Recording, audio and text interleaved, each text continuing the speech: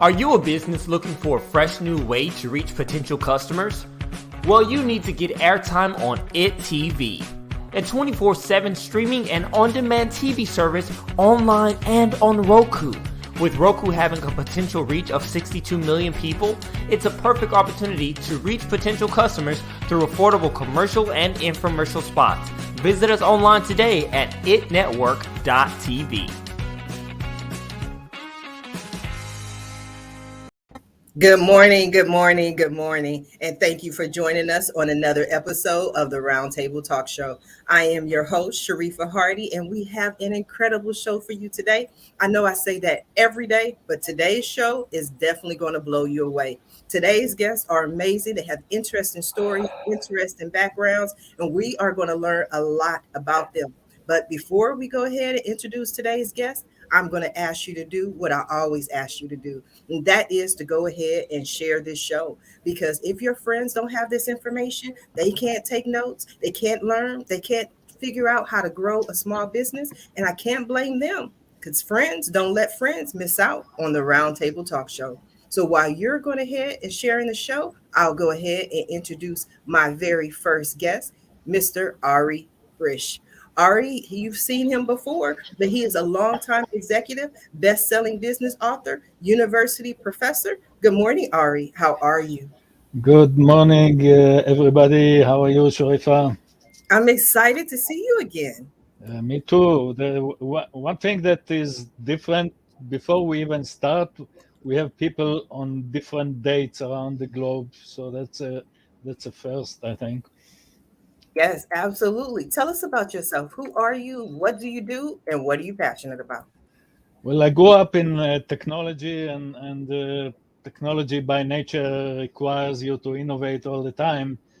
But then as I got tired of technology, I started to address or do innovation in other industries and learned so much about the common challenges between different industries when they launch new products or new services.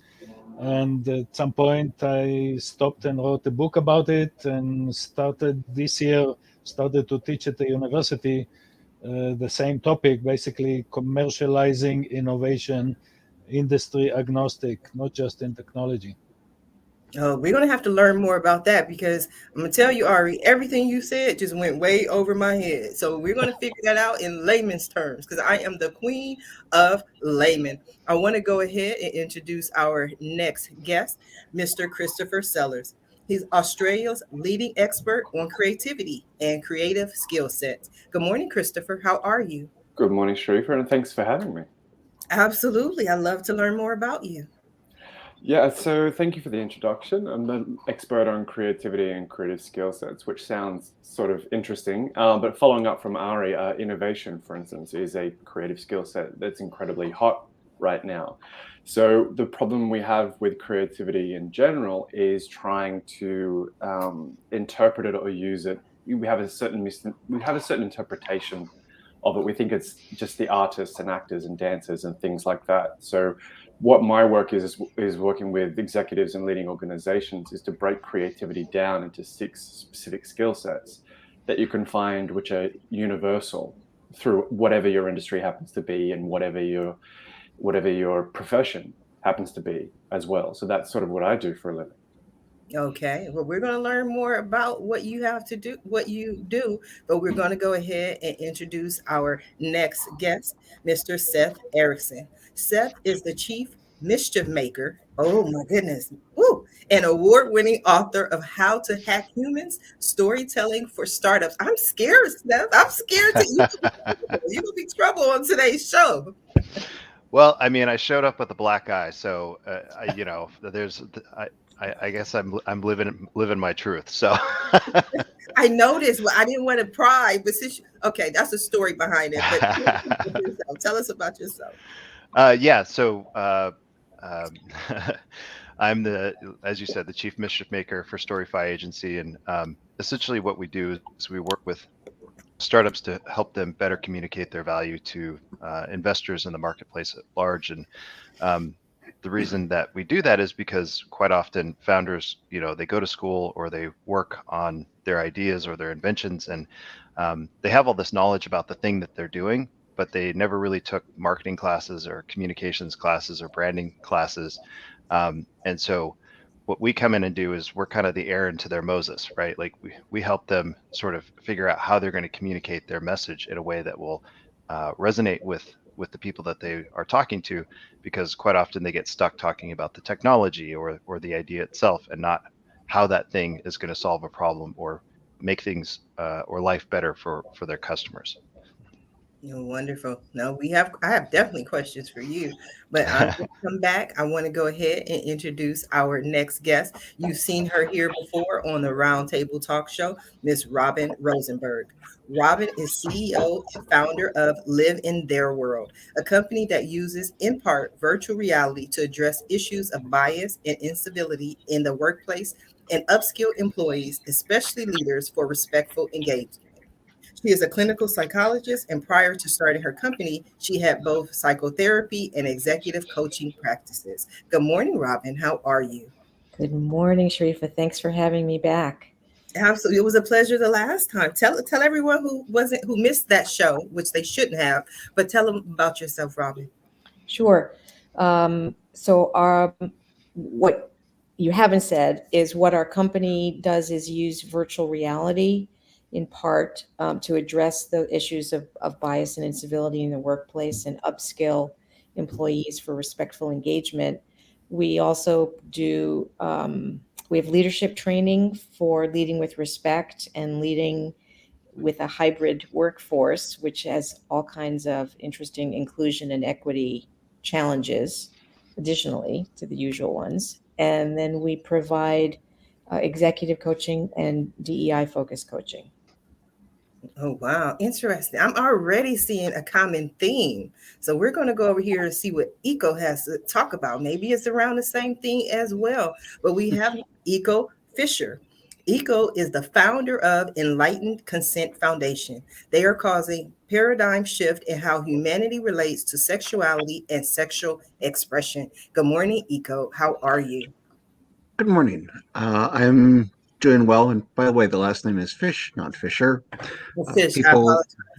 People seem to like to add an ER on the end because Fish is like less of a common last name. Anyways, for myself, I am the founder of Enlightened Consent Foundation, and our particular mission is to go and provide transformative experiences and supportive resources to those who identify as kinky, polyamorous, or LGBTQ+, so they get to experience being completely seen, honored, and loved. I personally identify in each one of those realms. I'm queer, gender fluid, using they, them pronouns.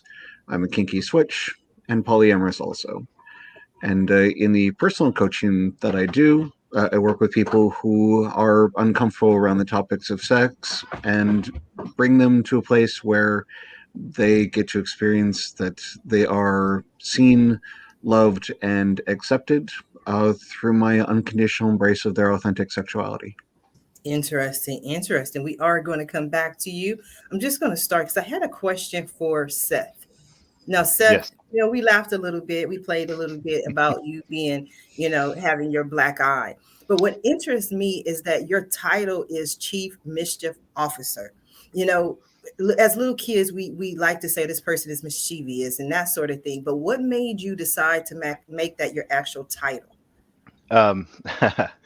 Well, part of it is that I have a different perspective on the world and business in general, and but I'm also somewhat playful and mischievous, and like if I had a spirit animal, it would probably be Loki, and that's probably the Scandinavian background, I guess. But yeah, I just kind of do things different than the way most people have done them, whether it's the way I run my business or I conduct my life or whatever. I think if any of the listeners check out the book, they'll kind of see that in the way that I write and how I convey information. So It's a little different. You're a little different. But Robin, you speak with people all the time and getting their message out. I love to hear your thoughts. On anything in particular around that, or? Yes, just getting your message out. Oh, so I mean, I think fundamentally it's about respect. I mean, I'm really big on respect now. I mean, I always have been. My dad was a New York City cab driver, and he would come home and talk about how some of the passengers were disrespectful to him, and it put him, needless to say, in a bad mood. And so it was really clear about the role of respect, and that's really just informed the creation of Live in Their World, and why I do what I do, and why it's really important to me to try to upskill respect in the workplace. We spend so much of our mental energy and our time engaged in work and engaged with other people. It really colors how work feels when we feel disrespected, unappreciated, when we feel discriminated against. Just a yucky experience, and doesn't have to be. Right. Absolutely. One of the things you're doing, Eco, is trying to get respect for people as well, wouldn't you say? Absolutely. I'm part of the paradigm shift around sexuality and sexual expression is for respecting whatever it is that people are consenting to in their own love lives. And within that, one of the things that I teach is the idea that as long as what you're doing with the people that are involved, that you're all consenting to it, and you're also respecting your existing relationship agreements, it doesn't matter what it is that anyone else thinks or feels about what you're doing. So that's impersonal, which I think we take our personal lives into every aspect of what we do. Christopher, I was interested because one of the things that you talk about is not just respect, but along the same lines of Seth, in that he's mischievous, but you want people to be more creative, use their creativity to change their lives and affect their lives, wouldn't you say? Yeah, absolutely. It's interesting because one of the skill sets, one of the specific creative skill sets, is emotional intelligence. And when you read Forbes or any sort of business article, or even on LinkedIn at the moment, there's this massive professional push for empathy. This is why we need EQ. And one of the points I make is, well, emotional intelligence is far more significant than just EQ. So if you delve into this world of understanding yourself and how you feel and the behavior that manifests, and then if you're allowed to bring like an authentic self into a workplace where generally that isn't the case, professional culture is generally leave your problems and how you feel at the door to do the job. So there's a definite cultural shift that needs to happen because this is a system that enforces this sort of behavior. But with a deeper sense of and a robust, intelligent emotional intelligence, you find that people's differences aren't so abrasive, and you actually engender curiosity, like a genuine, authentic curiosity of who they are, why they are, and I want to know more, rather than feeling a distance or a disconnect from them, if that makes sense. No, it absolutely does. It absolutely does. And I'm going to go around, but I just wanted to go. Yes, go ahead. Go ahead. I just want to, when I have a little bugaboo about the phrase being authentic at work or bring your whole self to work. I think I like to frame it as bring your best self to work. And I understand that we hide parts of ourselves from work, and that has its own mental burden. But, when people, when your whole self or your authentic self is to be disrespectful, is to to yell at people if you're frustrated, or that kind of thing, that's your authentic self. But we actually don't want your authentic self in the workplace. So I it's that tension between, we want you to feel like you can be yourself at work, except for the parts that kind of don't belong at work. Except for the parts that suck. Right. Exactly. I mean, it's a tension. It's a fine line, though. It becomes a chicken and egg, because you find that people don't yell at work. You've always got a boss or a manager or a CEO who's that guy, who's the one who yell when they get frustrated or whatever else. And it's normally because they're emotionally immature or professionally challenged. So this is the point. Once you move past this assumption of people are like this, and like some people are dicks, and we don't want you to be a dick at work. You go, sure, but why and how? And how do they get there in the first place? And if you had actually an authentic and emotionally robust culture, they wouldn't be in that position, which is part of the issue that you're finding with the Great Resignation collectively and globally right now. Is it's a issue that's systemic, and people have realized they don't have to work under these conditions. So if you do have a boss that's going to yell and scream, you go, cool, I will work with someone else. And this is a real and tangible reality that a lot of organizations and a lot of people have to deal with. And it sort of touches on that issue. Like, we don't want you to bring that self to work. You know, that other person either has to change, or the culture that allows them to exist there has to change. And so if you talk about paradigm shifts, that's specifically what you're trying to tackle, is it not? Yes, but that's an artifact of the Great Resignation. So for most of people's work histories, they didn't have the same kind of choices to move on and get a different job that they do now. And we don't know what it's going to be like in a year, right? So it depends on what the job market is. I totally agree with you. It shouldn't be okay. And, you know, it's leaders and managers who typically don't bring their best self to work, but not always. And the Great Resignation offers an opportunity for a paradigm shift, but we'll see. I guess I'm a cynical person in some ways. It is a great opportunity to leave and start somewhere else. We'll see if that lasts. The idea that, you know, if you're going to be like that, you don't belong here. Well, that's interesting, because one of the comments that you said, Robin, is that it's usually leaders and managers. I believe that it's usually leaders and managers who are allowed to stay. If they were an employee, the leader and the manager who has the highest energy or who has the power would force that employee out, because they would want them to bend to their personality. Ari, you're over there being quiet. I'd love to hear your thoughts. Yeah, so it's good to be the last one, because I can build on everybody else's comments. So definitely the human aspect in business is one of the most important things that people have to pay attention to.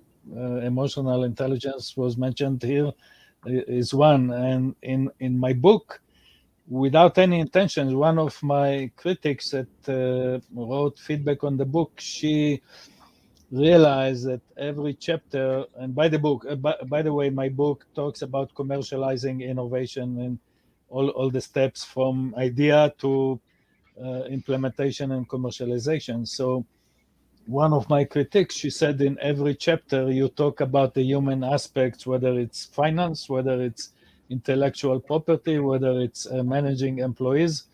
You have to realize that no matter what your technology is the greatest in the world, at the end of the day, you talk to a human being that needs to buy this technology or needs to invest in your project, and they are all people.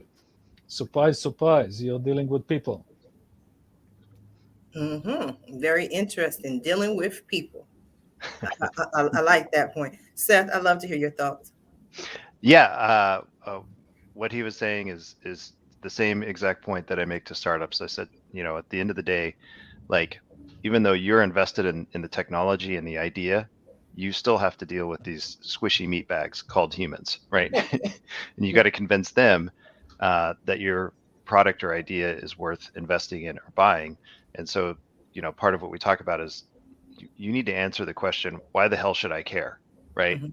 Why does this matter to me, right? And if you're not answering that question, then it doesn't matter. But the way that you do that is you have to use these sounds that you form with your mouth that go, you know, come out of your mouth, go into other people's ears, or that are written down and then go into their eyes, and then they process it. So a lot of what we talk about is how you communicate makes the difference between whether or not somebody cares or doesn't. So I totally agree with what Ari had to say. Yeah, one of the chapters in my book talks about emotional considerations in business or emotional marketing, and people normally tend to perceive emotional marketing in business to consumers, whether it's jewelry or food or whatever.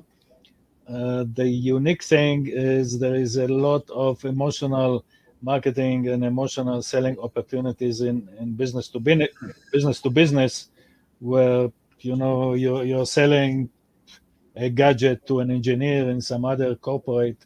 There is emotional consideration to take into account, and going back to the emotional intelligence that we talked about before. Yeah, I actually have a chapter, I think it's called We're Not All as Rational as We Think We Are, and it talks about what is the neuroscience of emotion. And basically every decision is made based on emotion, even though we believe we're rational. We use rationale to justify the decision, but the decision is actually made with emotion, and emotion is actually important in any decision because it's the thing that causes people to take action on whatever it is they want to do. But also what emotion does is it moves thoughts from short-term memory into long-term memory. And so with the neuroscience that we're seeing all this stuff happening that we just didn't know how it worked before. We just kind of saw it and went, okay, that's weird. And now we can do brain scans and all this other stuff, and we see what the patterns are. So yeah, it's definitely that. Christopher, I'd love to hear your thoughts. Now, I'm gonna give you a moment to think of that, because I'm gonna go over to Eco real quick. One of the things that comes up with me is that it is possible to bring your full authentic self, even if you're in a bad mood, even if you're angry. It doesn't mean that you have to actually be abusive. One of the arenas that I've studied is nonviolent communication, which gives templates and abilities for people to be able to actually own how it is that they're going and feeling without going and saying, like, you made me feel this way, or I'm just so mad because of this, and blame the other person. Being able to actually respectfully own all the feelings that you actually go and have. And one of the things that I go and personally live by is the idea that I'm 100% responsible for what I say and what I do, and the things that I don't say and that I don't do, and the impacts of those actions. And I perceive that if we were to actually all take 100% responsibility of how one showed up, it would be a very different world, and overall a much more respectful world. I was going to go over to Christopher because he hadn't spoken for a while, but then I saw Eco had a comment. But Robin, I'm just dying to hear your thoughts on what not only Eco had to say, but just on the conversation. I mean, in the context that I'm confusing you today, hun, Robin. Robin's like, I said, I'm confusing you today. No, in the context that Eco was talking about, I actually totally agree. I think the dilemma is what happens when people really don't take responsibility for their actions, or I guess blame other people, or in some way don't step up. And I think that's the problem. That is the problem. If everyone did that, it wouldn't, the world would be a much better place.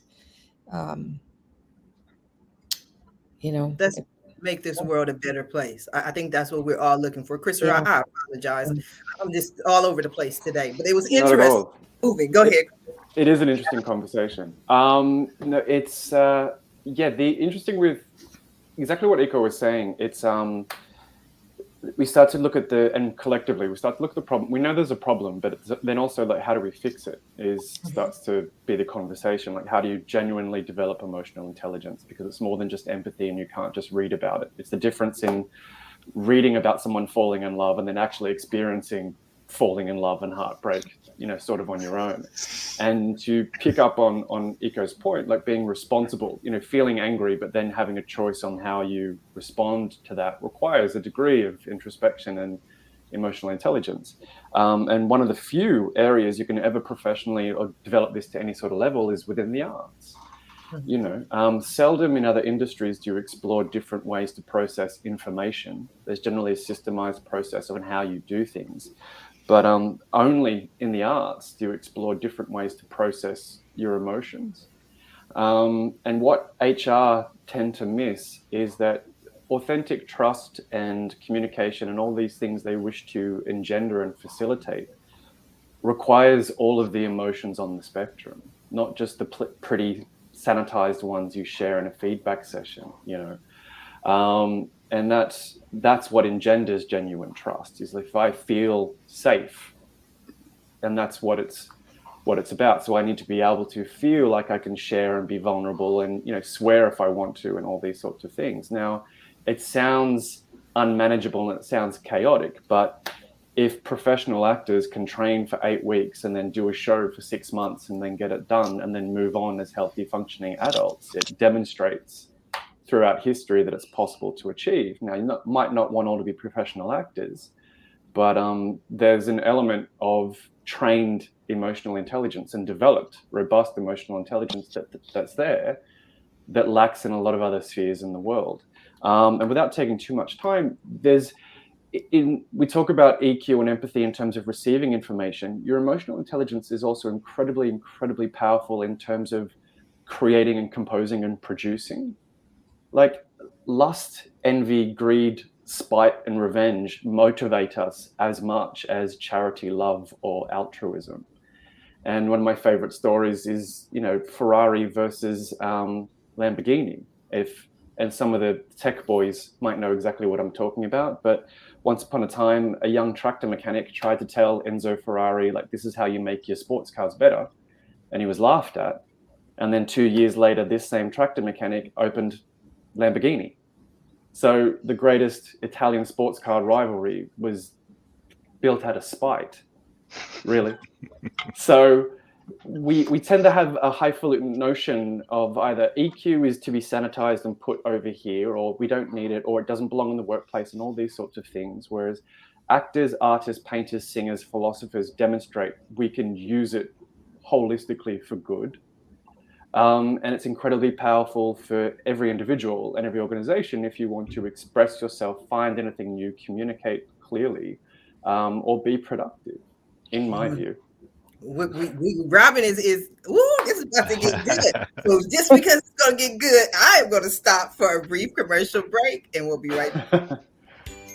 You need jordansrooter.com. Get free estimates, 24-hour service, special discounts for seniors and veterans. That's jordansrooter.com. Have a home repair or some remodeling you need done? No problem. We can handle all that too. Give us a call today at 800-300-0358. At Jordan's Rooter, we take pride in our work and always make sure to get the job done right the first time. That's jordansrooter.com. We want to be your Mr. Fix-It.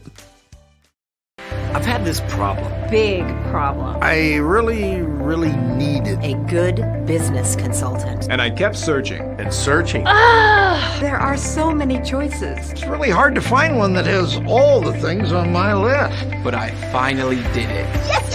Thank you. If you are looking for one as well, look no further. Here's a really good one. Just use mine. Use mine. I'm very satisfied. Definitely recommend. Problem gone. Thank you.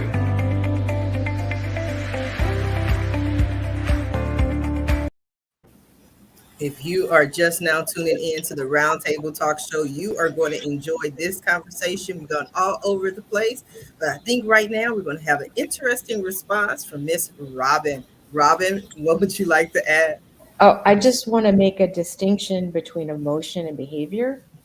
So I totally agree that we have a range of emotions, and they can be harnessed to be really useful, all of them, so to speak. The issue is how the behaviors are expressed. So that's really what I'm focusing on. And so it's, competition is great, right? If you really revenge it can be a wonderful fuel for competition, but you want it as competition and not going and stomping on them, right? So that's all I wanted to say, is that it's important to realize there's a huge distinction between the emotion we have and then how that gets expressed, whether verbally or behaviorally. I thought the same thing. Excellent point, Robin, because when you were speaking, Christopher, that was what came to mind for me, because you used the word process.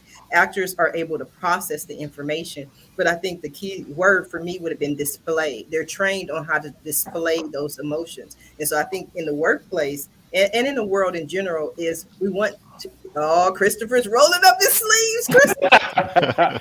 Look, let me say, okay, so my background is actually, I'm a professional actor, playwright, screenwriter. That's how I got my sort of professional chops and options, a few projects for BBC and Netflix and things like that. But to your point, and this is where I'll be a nerd. I have to interrupt. Did you just name drop? A little bit, but that's, you know, okay, that's how you get credibility, right? But so the fine line, so an audience, so for you as an audience, an actor displays X, Y, and Z. It's really, really more than that. Consider that a professional actor has gone through 3 to 4 years of full-time professional training, which means they're working with scripts and they're working with their body as a tool, and they don't know why it's behaving the way it is and why they feel uncomfortable. So if you've got to play challenging characters, if you've got to embody jealousy, which is a god-awful feeling, and we all know that, but you've got to own jealousy. The running joke is once you can fake sincerity, you've got it made. So it's more than just display it for an audience so they can enjoy a show. You really can't truthfully display anything as a performer unless you're able to feel it yourself. So really the process and the puzzle for an actor is to step into a place of lust, heartbreak, jealousy, all of these sort of things, live in that for 2 hours intensely to convince an audience this is real and it's happening for the first time, then step out of it and be a normal functioning human being. Now those are either side of the curtain is what the audience doesn't see. The actor is a performer. That's what they display. But the human being that has to manage this emotion, and if you're doing it on stage, you're doing it for 8 shows a week for 6 months. You know, so it is a process of stepping in, stepping out, and being humane and professional all the way along the line. Okay, I want to go over one moment because I want to talk to Seth real quick. Seth? Yeah. Because I'm reading the chat, and you can't cheat on the Roundtable Talk Show. I'm like reading the private chat, and I know you at least have some thoughts. Well, I mean, on this subject, you know, I think it's interesting, and you know, the chat was just I was referencing the Ford versus Ferrari, you know, the competition the two had between them, and it seemed like that was also based off of spite. So I was just commenting that I think Enzo Ferrari must have pissed off a lot of people in his life. But to bring this back on topic, I think we should probably hand it off over to Iko because he was raising his hand and I think he had something to say. Iko's gonna hold. Iko's fine. Iko, come talk to us, Iko. Thank you. So within this, a number of things come up for me. One of the things that I'll go and bring up is how we do have all of these range of emotions within each of us. A lot of us pretend that we don't have these darker feelings, these darker emotions.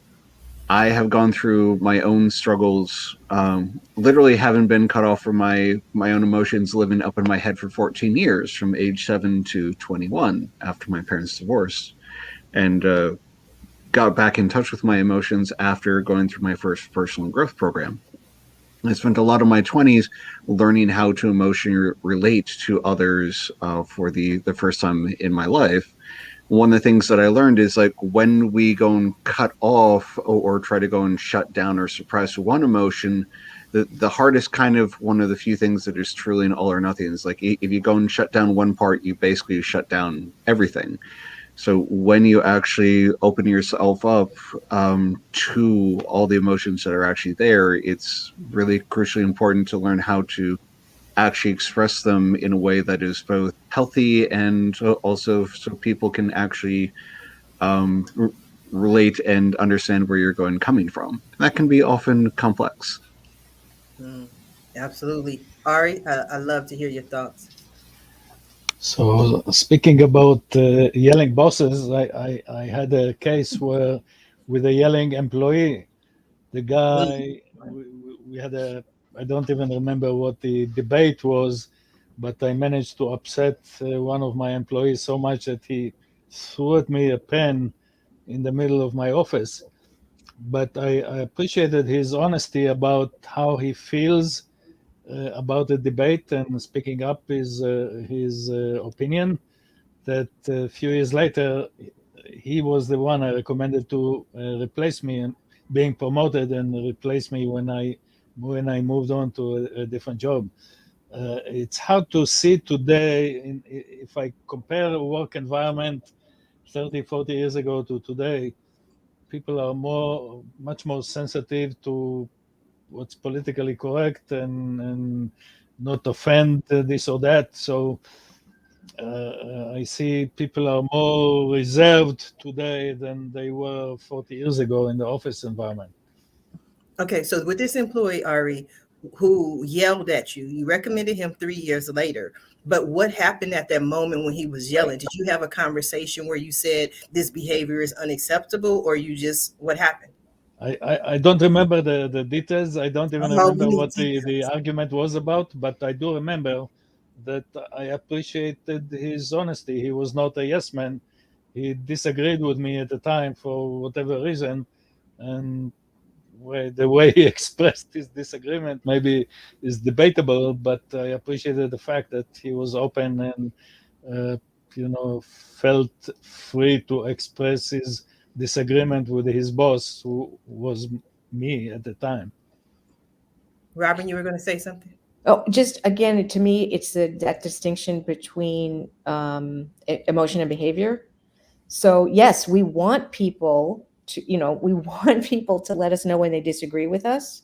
And in fact, working through disagreements, which it sounds like on some level you did with him, creates more trust, right? Like, Right. he'll be honest with you, right?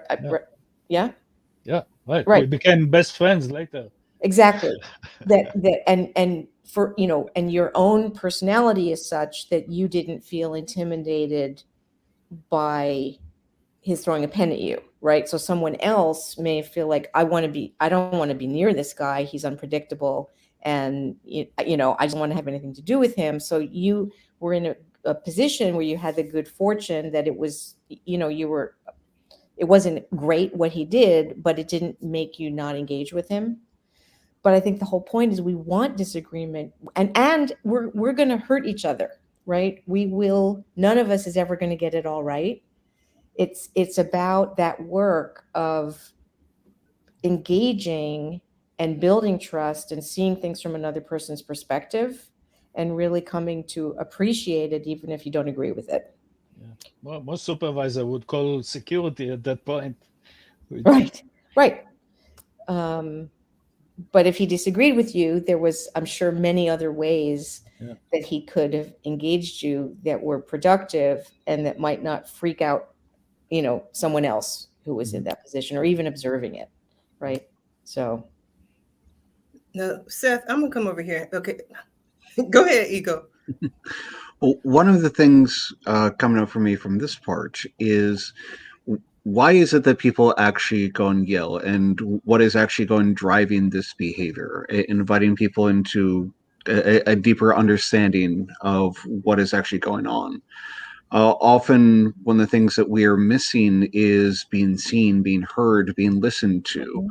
And it's often people who haven't done a lot of self-growth work often have just a single tool for trying to be heard. If they felt they're not being listened to, they're going to turn up the volume. They're going to go and get louder. They're going to start yelling. Also, when it comes to anger, something that a mentor of mine taught me, the idea that any emotion that is coming up within you is a communication from the soul. And the emotion itself is the messenger, it's not the message. In cases for anger, like example, it's often because there is a boundary that's been crossed. Either that I crossed a boundary that I let myself go and cross, or someone else crossed a boundary against me, which I may or may not have even been consciously aware of, and begin to actually unpack what is going on. And it's part of the emotional intelligence that Christopher was referring to earlier, how we can become more robust in our communications and also understandings of ourselves and others.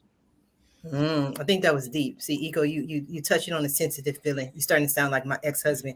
He used to always say, Sharifah, it's not your message, it's your delivery. And I would say, well, damn the delivery, focus on the message. So, I mean, I hear you. I agree. But the reason I keep trying to go over to Seth is because Seth, this is what you do. You help people to tell their story, correct? Mm-hmm. I mean, because your story, yes, for business or personal, your story does have some emotion. It has to have some emotion to be a story.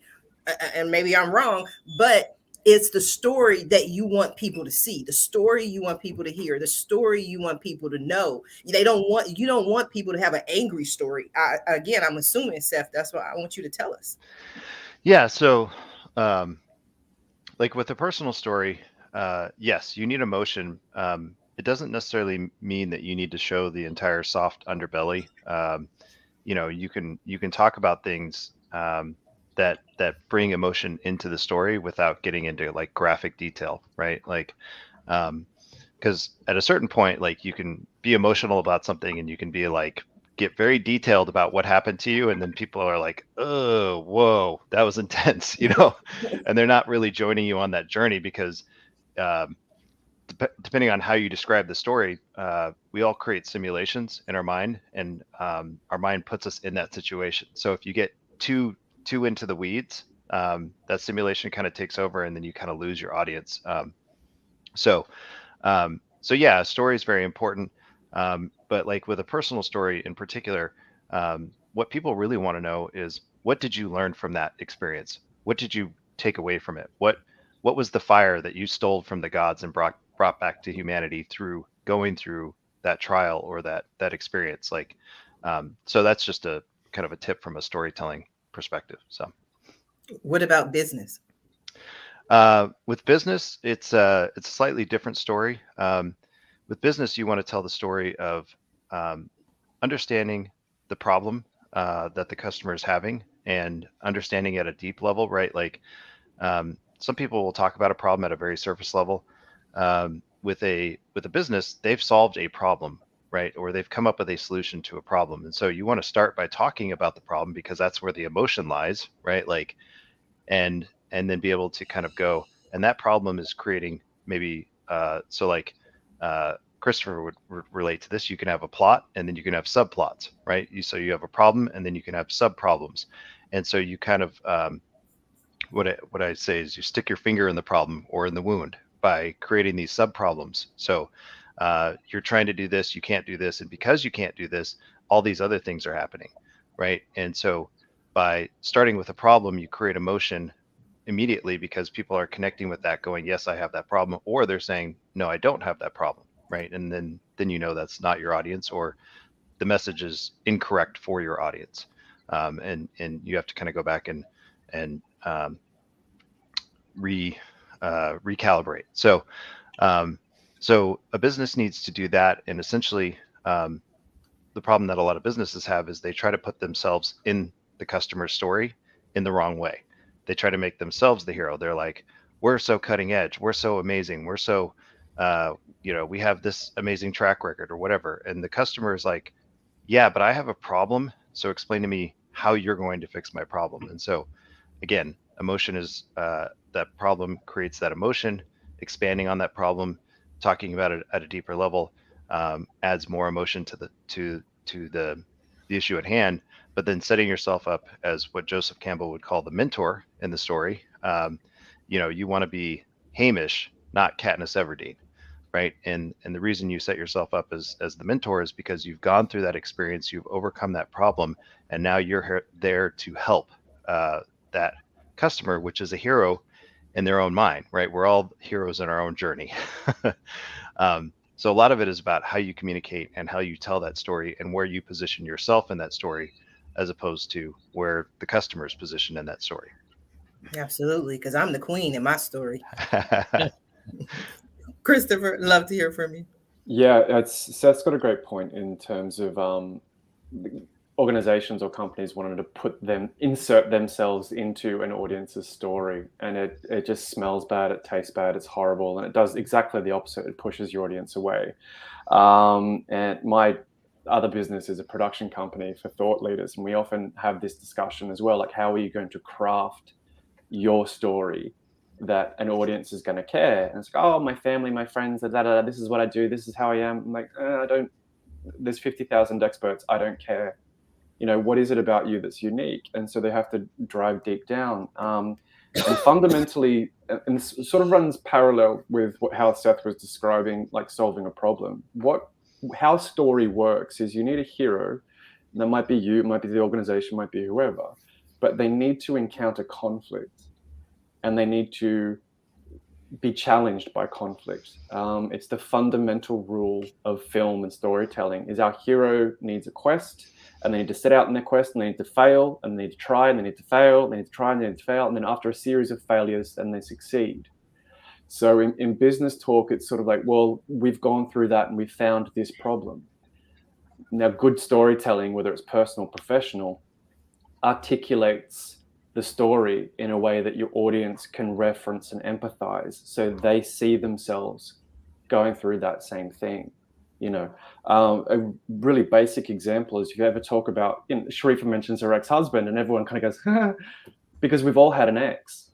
Yes. And we all, and then we all immediately picture ourselves and go, oh, I had, yeah. We've all got a crazy ex who used to say something, and you go, listen, but this, and we all do it. But it's, so finding, whether it's your personal story for your own brand, or whether it's a larger organization who's trying to connect with an audience who at the moment are confused and unsure, and the larger the organization, the less trust you have at the moment, which is something that I'm working with a few clients. So we need to be very, very specific. And Australians, because I'm in Sydney, Australia, for those of you who didn't know, Australians are far, far more cynical of bigger organizations than Americans generally are. They love the brand, they love the name. Australians hate Starbucks, don't trust it, won't go there. We're getting there. Don't worry, we're getting there. So that's part of intrinsic to the journey, is identifying either what the challenge is and the conflicts that they've gone through to overcome that, and then objectively articulating that without any sort of judgment, like exactly what Seth was saying. Look what we did, look what we solved. It's like, don't care, I'm struggling right now. Absolutely. Now I want to go over to ego, because again, we're talking a lot about personal and business, but I believe part of your passion is getting people to care and empathize and to understand about some of the issues that are important to you. How do you deal with that? It's all interplays. And one of the things, while we like to pretend that there is a separation between like home life and business life, ultimately one does go and affect the other. And on an energetic level, wherever we go and clamp down on one area, it also has a suppression area on other areas of our life. So the more that we can go and open up, the more that we can go and embrace and deal with actually what is so, the more that we can actually free ourselves to be more open and engaged in every area of our life. So it's hugely impactful, a lot more to a greater degree than a lot of people realize. Mm-hmm. Absolutely. And the same thing with our biases, Robin. They affect us. Right. We all have biases. We actually can't live in a world without them. They're mental shortcuts. They're, when we see in the old days a book in a bookstore, our biases lead us to decide whether to open it up and read the back just because of the cover, right? Our biases lead us to make these evaluative decisions all the time.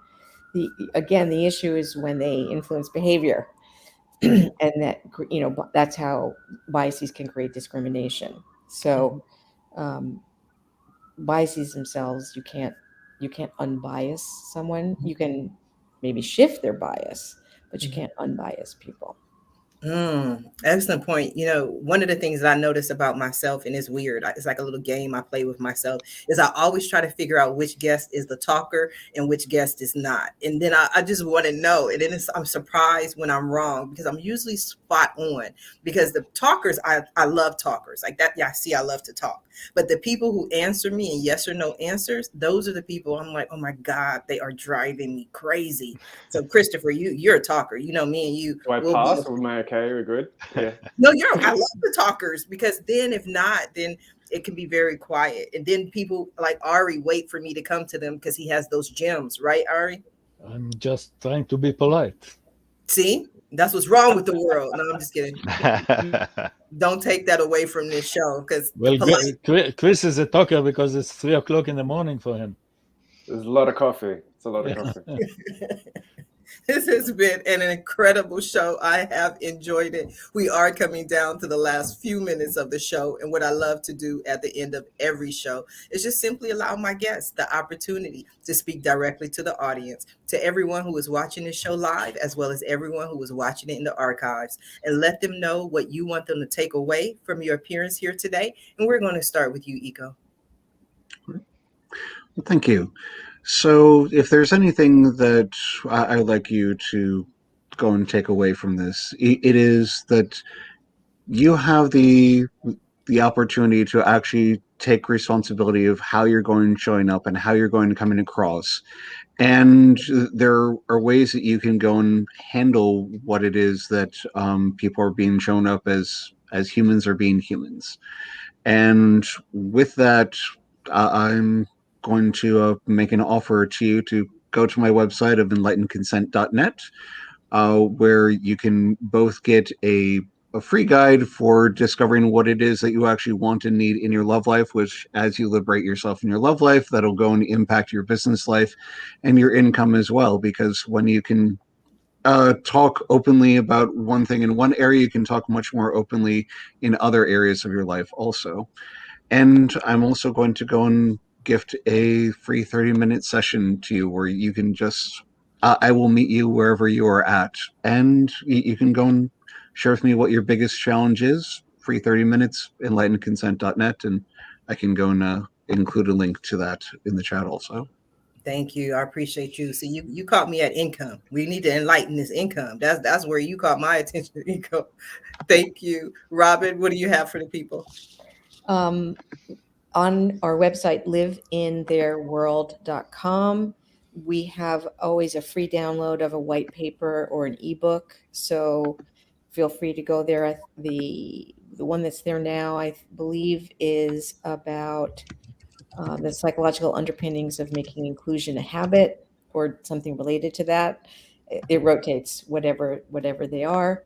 And I would encourage people to try the experiment of, A/B testing, as we say, is making an effort to be more respectful to people and see what happens. Try the experiment. Robin, I'm gonna try it only because it's you. You know what I mean? Because that's all I'm gonna say. I'm gonna try it just because. Collect some data. Collect the data. See what happens. Right? I'm gonna send you a full report. Okay. Okay. Seth, what do you have for the people? Yeah. So I think we mentioned earlier, I wrote a book. It's pretty awesome, if I do say so myself. So if you would like to learn more about the book without purchasing it, we have the first chapter of the book available as a free download. It talks about neuroscience and storytelling. So what is actually happening in the brain when people listen to stories? It's pretty fascinating. There's actually quite a few things going on. And so if you enjoy that, then obviously get the book. It's on Amazon. It's in hardcover, paperback, Kindle, blah, blah, blah, blah, blah. And to get that first chapter for free, it's at www.storifyagency.com/ask. And Storify, well, it's on the screen, but it's STORIFY if you're listening to this on audio. agency.com/ask. And yeah, check it out. And yeah, that's what I got. Is that ask for Ask Sharifah? Yes. Yeah, I just shortened it. So okay. I just wanted to ask. I told you I'm honest. I'm the queen in my story. So I specifically for me. Christopher, what do you have for the people? Yeah, so you can check out who I work with and how I work either as an executive coach or consulting for organizations at cssellers.com. That's CSSELLERS.com. If you're interested, I've got a creative skills assessment that I designed, which you can find on the resources tab, and then go down. It's a free exercise. It takes 10 or 15 minutes that you can either do yourself independently, assess your team in terms of creative skills, process, application, and outcome. And it's measured in good, better, best. So you can actually measure creative process and outcomes, and I'll show you how. And if you're interested to learn about how I designed an operational scenario for intelligence to assess creative skills, you can download the first chapter of my book as well, which is cssellers.com/book. The links are all there on the site. And thank you, Sharifah, for having me. It's been an absolute pleasure to meet you all. Okay, so Eco gave me ways to help the income. So does your assessment help income? Like that, I got to get to the bottom line. It does, because people often think they're not creative, they're not innovative, they can't think of good ideas, this and that. So if you need to identify a skills gap in order to solve it. So that's part of it. But also people start to realize that they're more creative than they realize they might possibly be. So when I'm working with CEOs and execs and this and that, it's about making smarter decisions faster. And also, if you've got a team that's coming to you with creative or original atypical solutions, this assessment allows you to vet their ideas, because not every new thing is a good thing. I think that's deep, but I think you answered that question, because I start to sound like my investors. They'd be like, yeah, that's nice, Sharifah, but how does it affect the revenue? How does it affect the bottom line? So I think I've been listening it's all about. To way too long. Mr. Ari, talk to us. What do you have for the people? So once again, I'm glad to be the last one. Thank you for having me. And my specialty is connecting the dot. The book that I wrote is called Lay an Egg and Make Chicken Soup. So we talked today about creativity. That's the egg. But getting to a chicken soup is the all the details you need to pay attention to when you're commercializing an innovation. So we talked about creativity here. That's part of the book, but then all the details you need to know to take the creativity into a commercial success. The website, sorry I didn't put it in the window, is cxo360.net. There is lots of free downloads. There is a summary of the book, not the first chapter, but a summary of the book. And then there is a checklist. The devil is in the details anytime you do something. So there is a checklist, a free download of a checklist of all the details you need to pay attention to when you launch a new initiative, a new business, or a new, organization, whatever it is. Go through these 20 or 30 different items and make sure you pay attention to all of this. I love it. I love it. Thank you, Ari. I want to thank you all for being guests on today's episode of the Roundtable Talk Show. And I especially want to thank everyone who's tuned in to watch this show live, as well as everyone who is watching it in the archives. I definitely appreciate your support. But as always, I appreciate you watching the show. I appreciate you sharing the show. But please support our guests. Take Eco up on his offer for 3 free minutes with him. Pick up a copy of Ari's book, Work with Seth. Talk to Robin. Christopher is going to tell you some stories that are going to blow you away. So please support our guests. They're giving you their time, their energy, and their information. Visit their websites. The website link is in the description. Follow them on social media. Reach out to them. Send them a message. And when you do, please let them know Sharifah Hardie says hi. Now, if you're interested in more ways that I can help your business, or maybe you want to be a guest on the Roundtable Talk Show, please visit my website at AskSharifah.com. Until tomorrow morning at 8 a.m. Pacific, everyone have a safe and a blessed day.